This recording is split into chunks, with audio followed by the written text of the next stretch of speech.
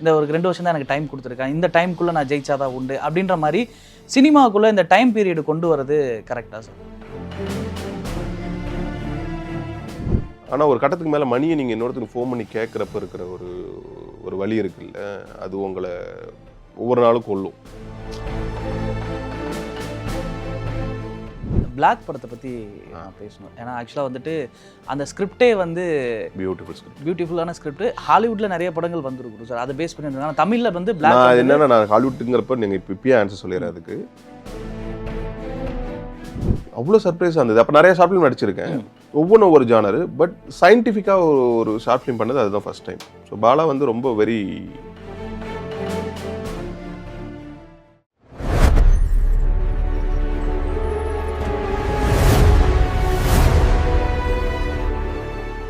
Family support எந்த அளவுக்கு இருக்குது சார் உங்களுக்கு? லைக் ஏன்னா சினிமா அப்படின்னு நம்ம எடுக்கிறோம், இப்போ விஸ்காம் எடுக்கும்போதே கண்டிப்பாக சொல்லியிருப்பாங்க ஏன் இந்த குரூப் எடுக்கிற அப்படின்னு வந்து சொல்லியிருப்பாங்க. ஸோ அதுக்கப்புறம் சினிமோட்டோகிராஃபி, சினிமா நான் இப்போ தான் ஆக்டராக போக போகிறேன் அப்படின்னு சொல்லும்போது ஸோ கண்டிப்பாக எதிர்ப்புகள் இருந்திருக்குமா இல்லையான்னு அது நீங்கள் சொல்லும் போது தான் தெரியும். ஸோ ஃபேமிலி சப்போர்ட் அப்படின்றது எந்த அளவுக்கு முக்கியம்? எனக்கு முன்னாடியே எங்கள் அண்ணா பாடலாசிரியர் கார்த்திக் நேதா வந்துட்டார், இண்டஸ்ட்ரிக்குள்ளே வந்துட்டார். அவர்னால மறுபடியும் நான் சினிமான்னு சொல்லாமல் தான் நான் சொன்னேன் சேனல், ஸோ ஜேர்னலிசம், பத்திரிக்கை அப்படி சொல்லி விஸ்காமுக்குள்ளே வந்துட்டேன். ஸோ அவ்வளோதான். மற்றபடி எங்கள் வீட்டில் வந்து என்ன பசங்களுக்கு பிடிக்குதோ அதை பண்ணணும். But you have to take right decision. அதில் நீ ஃபோக்கஸ் பண்ணி போயிட்டே இருக்கணும், அவ்வளோதான். சிம்பிள் தான். அந்த மாதிரி தான் அந்த சப்போர்ட்டு தான் எப்போவுமே. அதனால தான் வந்து மேபி நாங்கள் எங்கள் விஷயத்துக்கு ட்ராவல் பண்ணோம், எங்கள் விஷயத்துக்கு நாங்கள் பிடிச்சதை பண்ணோம்னு நினைக்கிறேன். ஸோ ஃபேமிலி சப்போர்ட்டு எல்லாருக்குமே வந்து கண்டிப்பாக இருக்கும். நிறைய பேர் வந்து நீங்கள் மணி கொடுத்து சப்போர்ட் பண்ணுறது அப்படிங்கிற ஒரு ஹோல்டு, சின்ன ஹோல்டு, அவங்களால மணி கொடுத்து சப்போர்ட் பண்ணலனாலும் ஒரு ஃபேமிலி எப்பயுமே உங்களுக்கு வந்து ஏதோ ஒரு வகையில் வந்து இருந்துகிட்டே இருப்பாங்க. சண்டை இருக்கும், திட்டுவாங்க, பட் அந்த அந்த ஹோல் விட்டே போகாது. நீங்கள் பார்த்தீங்கன்னா ஏதோ ஒரு வகையில் புஷ் பண்ணிட்டு தான் இருப்பாங்க, திட்டிக்கிட்டே புஷ் பண்ணிட்டு தான் இருப்பாங்க, நடந்துட்டு தான் இருக்கும். அந்த பேக்கப் இருக்கும். அவங்க அது நம்மளுக்கு வந்து ஒரு கட்டத்துக்கு மேலே அது உட்காந்து தான் யோசிக்கிறப்ப தான் எவ்வளோ சாக்ரிஃபைஸ் அவங்க பண்ணி இந்த டைரெக்டாக இன்டைரக்டாக நம்மளை பண்ணி கொண்டு வந்திருக்காங்கங்கிறது ஒரு கட்டத்தில் தான் புரியும். அது வரைக்கும் வந்து நம்மளுக்கு நம்ம சம்பாதிக்கணுங்கிற வெறுப்புலேயே தான் நம்ம சுற்றிட்டு இருப்போம், நம்மளால் கான்ட்ரிபியூட் பண்ண முடியலங்கிற வெறுப்பில் சுற்றிட்டு இருப்போம். இல்லை நம்ம சம்பாதிக்கிறனால தான் நம்மளை திட்டுறாங்களோ அப்படிங்கிற பெர்ஸ்பெக்டிவ். இப்படி தான் டிப்பிக்கலான பெர்ஸ்பெக்டிவ்ஸ் இது எல்லாமே. இது கடந்து வராமல் யாருமே இருக்க மாட்டாங்க. நான் சும்மா இருக்கேன் அதனால் எனக்கு இப்படி இருக்குது வீட்டுக்குள்ளே, அது நாமளாக யோசிக்கிற விஷயம். கரெக்டு தானே? நம்ம சும்மா இருந்தோம்னா நம்மளுக்கு தான் முதல்ல தோணும். பட் அவங்க சைட்லேருந்துலாம் பெருசாலாம் யோசிச்சிருக்க மாட்டாங்க. அவன் எதனோ பண்ணிட்டு இருக்கான் அப்படின்னு தான் யோசிப்பாங்க. இது எல்லாமே ஒரு கட்டத்துக்கு மேலே தான் தெளிவாக புரியும். அது வரைக்கும் ஃபேமிலிங்கிறது டைரெக்டாகவோ இன்டைரக்டாகவோ நம்மளுக்கே தெரியாமல் நம்ம கூடவே தான் இருந்துட்டு இருப்பாங்க. So that's God's gift.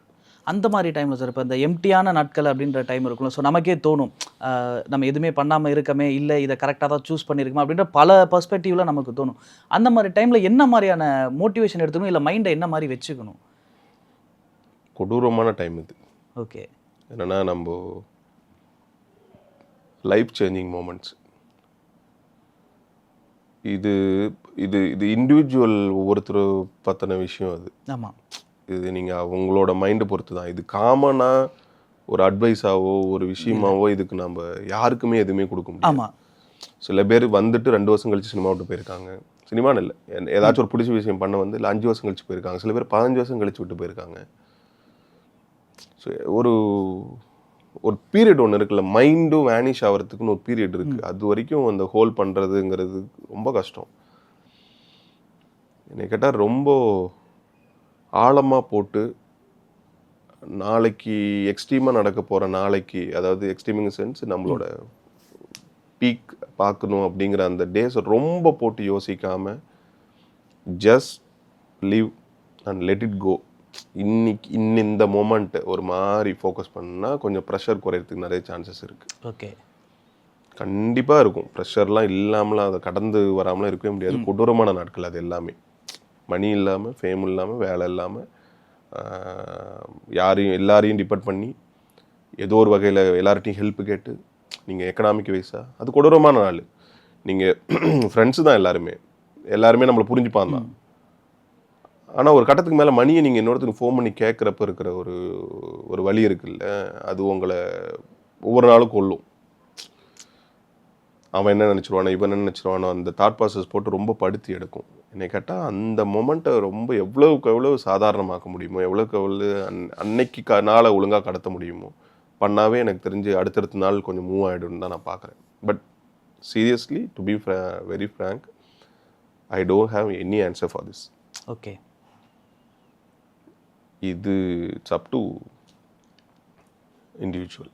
S, ஏன்னா ஒவ்வொரு இண்டிவிஜுவல்ஸ்க்கும் கண்டிப்பாக அது ஆமாம், எல்லாருக்கும் ஒரே மாதிரியான மைண்ட் செட்டோ மன வலிமையோ இல்லை தாட் ப்ராசஸோ இல்லை ஃபேமிலி பேக்ரவுண்டோ இருக்காது. நம்ம ஈஸியாக சொல்லிட்டு போயிடலாம், என்ன நடந்தாலும் அப்படி தான் இருக்குன்னு சொல்லிட்டு போயிடலாம். அவங்களோட ஃபேமிலி பேக்ரவுண்ட் தெரியணும், அவங்களோட எக்கனாமிக் சுச்சுவேஷன் என்ன, அவங்களோட பொசிஷன் என்ன, இதெல்லாம் பொறுத்து தான் அவங்க முடிவெடுக்கிறாங்க. ஐ ஒன்ட் சே அவங்க விட்டுட்டு போனதுனால அவங்க தப்ப முடிவெடுத்துட்டாங்கன்னு நான் சொல்ல மாட்டேன். புரியுது. இல்லை இருந்து கஷ்டப்பட்டு ஒரு கட்டத்துக்கு மேலே ஜெயிச்சதுனால அவங்களோட முடிவு கரெக்டு, இது எல்லாமே கரெக்டு தான். எஸ், ஜெயகாந்தன் சாரோட ஒரு வார்த்தை ஒன்று இருக்குது, நான் I use to say myself always. இந்த வார்த்தையை நான் சொல்லி பார்த்துப்பேன் அப்பப்போ, ஏதாச்சும் ஒன்று நடக்குது அப்படின்னு சொல்லி பார்த்துப்பேன். வாழ்க்கை என்பது அந்தந்த நேரத்து நியாயம் அப்படிங்கிற இந்த ஒரு விஷயத்த நான் அடிக்கடி எனக்குள்ள சொல்லி பார்த்துப்பேன். இப்போ இது உனக்கு நடந்திருக்கு, ஸோ இப்போ இதுதான் சரி, நீ இதை மாற்ற முடியாது, யோசிக்க முடியாது. இப்போ நீ இதே 5 வருஷம் கழிச்சு நான் அப்போ யோசிச்சு தப்புன்னு நம்ம நிறைய பேர் சொல்லி பார்த்துருக்கோம். வாழ்க்கை என்பது அந்தந்த நேரத்து நியாயம் தான். எனக்கு இப்போ ஒன்று வேணும்னா நான் இது பண்ணி ஆகணும்னா இதுதான் பண்ணுவேன். அது சரியா தப்பானா அந்த நேரத்துக்கு கேட்டால் அது சரி, பட் ஆக்சுவலாக லாஜிக்கலாக பார்த்தா தப்பாக இருக்கும். பட் அந்த நேரத்துக்கு அது சரி,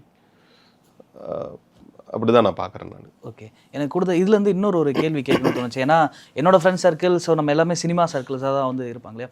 அப்போ அவங்க சொல்லும்போது என்னென்னா, எனக்கு இது வரைக்கும் தான் டைம் இருக்குது, இந்த 1 வருஷத்துக்குள்ளே தான் எனக்கு டைம் இருக்குது, இந்த ஒரு 2 வருஷம் தான் எனக்கு டைம் கொடுத்துருக்கேன், இந்த டைமுக்குள்ளே நான் ஜெயிச்சாதான் உண்டு அப்படின்ற மாதிரி சினிமாவுக்குள்ளே இந்த டைம் பீரியடு கொண்டு வரது கரெக்டாக சார்? அவங்கவுங்க நம்பிக்கை. சில பேருக்கு இண்டஸ்ட்ரிக்குள்ளே வந்த ஒரே மாதத்துக்குள்ளலாம் பீக்குக்கெலாம் போயிருக்காங்க. வித்தின் ஃபியூ இயர்ஸில் பயங்கரமான க்ரோத்தில் இருந்திருக்காங்க. 20 வருஷம் கழிச்சு பயங்கரமான க்ரோத்தில் இருந்திருக்காங்க. It's about experience. 3 வருஷத்தில் க்ரோத்தில் போனவங்களோட எக்ஸ்பீரியன்ஸும் 20 வருஷமாக இருந்து கிடைச்சவங்களோட எக்ஸ்பீரியன்ஸும் பார்த்தீங்கன்னா வெவ்வேறு. அது வந்து வெவ்வேறு, ஒவ்வொருத்தருக்கும் அது இப்போ நல்லது. மிராக்கிள் டூ அவங்க டைம் எடுத்துக்கிறத விட அவங்களுக்கு டைம் கொடுக்குறாங்க. அது அவங்க தான் டிசிஷன் எடுக்கணும், நாம் டிசிஷன் பண்ண முடியாது. இப்போ அவங்க வீட்டில் வந்து 25 வயசுக்குள்ளே பண்ணியிருப்பா, அதுக்கு மேலேனா நீ வந்து இந்த வேலைக்கு தான் போகணும், ஸ்ட்ராங்காக டிசிஷன் எடுக்க வேண்டியது யார்? அவங்க தான். ஓகே, இது நீங்கள் சரி தப்புன்னு சொல்லவே முடியாது. நீங்கள் அப்பா அம்மா பாயிண்ட் ஆஃப் வியூவில், ஃபேமிலி பாயிண்ட் ஆஃப் வியூவில் பார்த்தீங்கன்னா சரி, இவரோட பாயிண்ட் ஆஃப் வியூவில் பார்த்தீங்கன்னா அவங்களோட பெர்ஸ்பெக்டிவ் தப்பு, அவங்க பெர்ஸ்பெக்டிவ் மாற்றி தான்.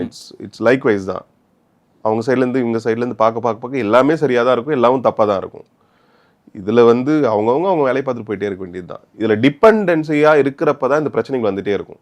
ஓகே, அப்பா அம்மாவை சார்ந்து இருக்கிறது, இல்லை ஃப்ரெண்ட்ஸை சார்ந்து இருக்கிறது, நாங்கள் இல்லைன்னா என்ன ஆகுன்னு தெரிலங்கிற பயத்தை அவங்களுக்கு கொடுக்க அவங்க புஷ் பண்ணிட்டு தான் இருப்பாங்க.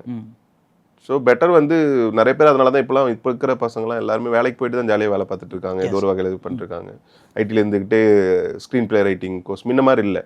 ஒருத்தங்கிட்ட வேலை பார்த்து சேர்ந்து 10 வருஷம் அசிஸ்டண்டாக இருந்து படம் பண்ணுங்கிற சினாரியோ இப்போ இல்லை, ரொம்ப அதிகமாக இல்லை. பட் ஃபீல்டு எக்ஸ்பீரியன்ஸ் ரொம்ப மஸ்ட்டு. அதையும் இப்போ வந்து ஏதோ ஒரு வகையில் செல்ஃபாக ஷார்ட் ஃபிலிம் பண்ணி பார்த்தோ, இல்லை கொஞ்சம் 2-3 லட்சம் அவன் சம்பாரிச்சுட்டு அதை வச்சு ஒரு பெரிய டெலிஃபிலிம் பண்ணியும் கற்றுக்குறாங்க. அதுலேருந்து மிஸ்டேக்ஸ்லேருந்து கற்றுக்கிட்டு நிறைய பேர் படம் ஒர்க் பண்ணாதவங்க தானே, அசிஸ்டன்ஸாக வேலை பார்க்காம தானே பீக்கில் இருக்காங்க. அது அவங்கவுங்களோட கேப்பபிள் பொறுத்து தான். செல்ஃப் கிரிட்டிசிசம் எவ்வளோ முக்கியம் சார்? ஏன்னா இப்போ நீங்கள் உங்களுக்கு செல்ஃப் கிரிட்டிசிசம் நிறைய பண்ணிப்பேன். நீ தேர்வியாக தரமா டெய்லி நான் காலையில் ஒரு நாளில் எப்படி ஒரு 10-15 நிமிஷம்னாச்சும் எனக்கு கூட நான் பேசுவேன் கர்நாடகில் நின்றுட்டு. தேர்வியா, நீ இப்படி போயிட்டு இருந்தது இப்போ இப்படி இருக்குது, அடுத்த கட்டத்துக்கு போகணுன்னா நீ என்ன பண்ணணும், என்ன பண்ணலான் இருக்க, இல்லை ஏதாச்சும் ஐடியா இருக்கா அப்படின்னு எனக்குள்ள நானே யோசிச்சு பேசிட்டு கர்நாடகில் பார்த்து, இல்லை அடுத்தது வேறு ஏதாச்சும் பண்ணணும்னு நினச்சேன்னா என்ன மாதிரி பண்ணலாம், அதுக்கு பேஸ் எப்படி போடலாம் அப்படின்னு யோசிக்கிறது வழக்கம். அது பண்ணுறது நல்லது தான். ஓகே, இப்போ இருக்க ஜென்சி கிட்ஸ் மேலே உங்களுக்கு என்ன கோபம்? நாங்கள் ஏதோ கேள்விப்பட்டோம். கோபமா? அப்படிலாம் கிடையாது. இல்லையா? கோபம்லாம் கிடையாது. அவங்கள மாதிரிலாம் எதையுமே யோசிக்காமல் ஜாலியாக வாழ்கிறது அப்படின்னு ஒன்று இருக்குல்ல, அது ஒவ்வொரு கட்டத்துக்கும் மாறும். எவ்ரி 30-40 இயர்ஸ் வந்து கம்ப்ளீட்டாக சொசைட்டி மாறும். நான் பிறந்தப்போ இருந்த ஊர் வேற, 10 வருஷம் கழிச்சு வேறவே இருந்தது, 20 வருஷம் கழிச்சு வேறையாக இருந்தது, 30 வருஷம் கழிச்சு வேறையாக இருந்தது. சென்னையே வந்து 20 வருஷம் முன்னாடி வந்தப்போ வேற மாதிரி இருந்தது.